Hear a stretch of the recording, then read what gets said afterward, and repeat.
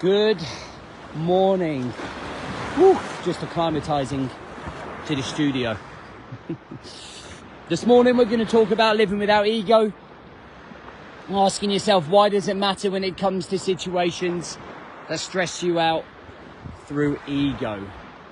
Welcome to the Rise to Thrive show. I am your host, James Borman, and if you are coming through, then please do let me know. Either do it with a love heart button, so you're showing your love, or do it by telling me in the comments how your ego beats you. How does your ego dominate you?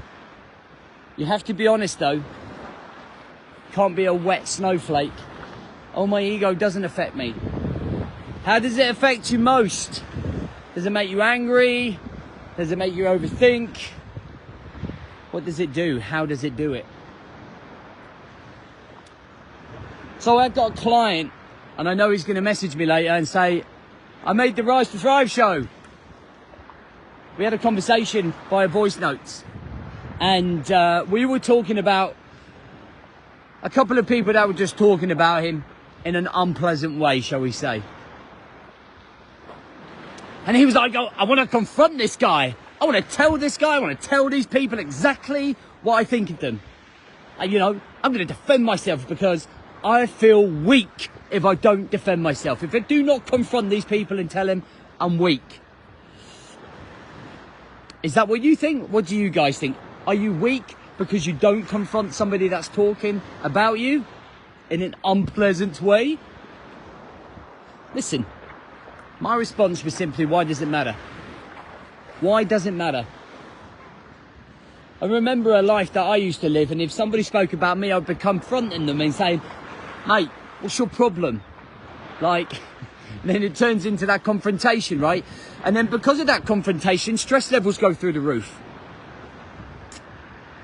Frustrations creep in on you. And it's not like it's just like for 10 minutes, but it carries with you for 2, maybe 4 days. And you're all pumped up like a peacock, stressed out. And then you're snapping at your missus, and then you're snapping at your partner or snapping at your kids. And you're not thinking clearly. So really, you've confronted that guy. You've said your piece. Now you're ruffled. Now he's going to come back a couple of days later, and there's going to be this confrontation forever. And you kind of think to yourself, what was the point in even doing this? Because in a month, you won't even remember the situation if you didn't confront it, if you didn't feel like you had to engage your ego to deal with it. When you can live a life without ego, you live a life of peace. And living a life of ego is really understanding is, why does it matter? Some people might turn around and go, well, yeah, you've got to defend yourself. You've got to defend your principles and your values and who you are. You're like, so every time someone talks about you in an unpleasant way, you've got to go out there and you've got to confront him, right?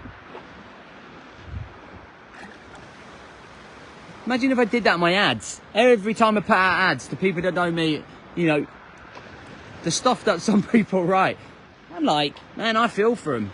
For those people that want to talk about it, I feel for them. Feel empathy for the fact that they are going to take time out of their day just to talk about me and waste their time talking about me. And it's all about living a better life. It's all about being the master of your emotions, the master of your mindset. And when you become the master of your emotions and your mindset, you become powerful. And it's not just in terms of dealing with situations where people are talking about you, but then it's the workplace. Then suddenly you're mastering the workplace, right? Then you're mastering the way that people talk to you. You're mastering your decision making. You're mastering your vision. You're mastering your need to work all of the time. You're mastering that ego when it says, oh, you don't need to train.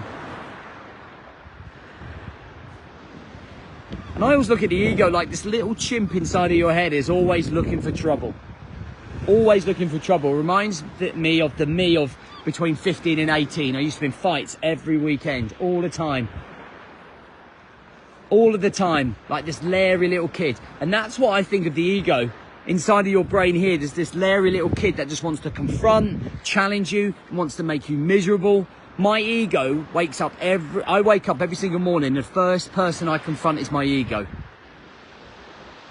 He's just like, when I get out of bed, he's staring me right in the face. And he has done pretty much every day this year. Challenging, you're not. What's the point in doing this? Why are you doing this? Why are you getting up? Like every single time we get up, I'm confronted with it. All of the time. That's why you created the elite operator. The elite operator is that alter ego that fights back. Because when I get up and I confront it, I go straight into elite operator mentality, which I have been doing for the last 8 years in terms of working on myself. Which is why I try and teach all of my lads to see the benefits of working on themselves. But when you don't work on yourselves and when you don't have accountability, when you're not part of a community and you're doing it by yourself and you're struggling, the ego always ends up winning because you're not practicing, you're not training, you're not doing the reps. To beat the ego, you've got to do the reps. You've got to build the muscle inside of your brain. And if you're not doing that, then you're constantly going to be attacked by the ego. And that can be a real dangerous place when we're not mentally and emotionally strong enough to cope with him. He's too strong for us. If we don't train, we get hammered. It's like going into a cage fight with a trained fighter and you haven't done the training. You're pulverized, right? Next time you find yourself confronted with the ego, next time you're facing him head on, I want you to ask, why does it matter? Why does it matter? What am I going to get out of this situation if I get angry or I confront or I make a really bad decision? And having that level of consciousness is where it starts. That's your 1% win, right? That is the 1% win. It's confronting it, recognizing it, and changing the outcome. Right, guys, that's me. That's my little setup back there. Jesse's sitting up there because she's too chicken to come in. Listen, we're doing a 5-day challenge starting Monday. Whether you are with me or not, as a client, I think you should be coming in because we're going to be talking about ego a lot. We're going to be talking about managing your emotions and mastering your mind an awful lot next week. And I'm looking forward to delivering some training to everybody. But for now, I hope you have an amazing day. Master that ego. You only get one life. You don't want it to look back and go, oh, my ego got the better of me. And making bad decisions, right? So if you haven't, in the comments, your action for today, your 1% is, how does your ego dominate you? And what are you going to do about it today? And you've got 10 minutes after this video to do it. Let's see who the action takers are.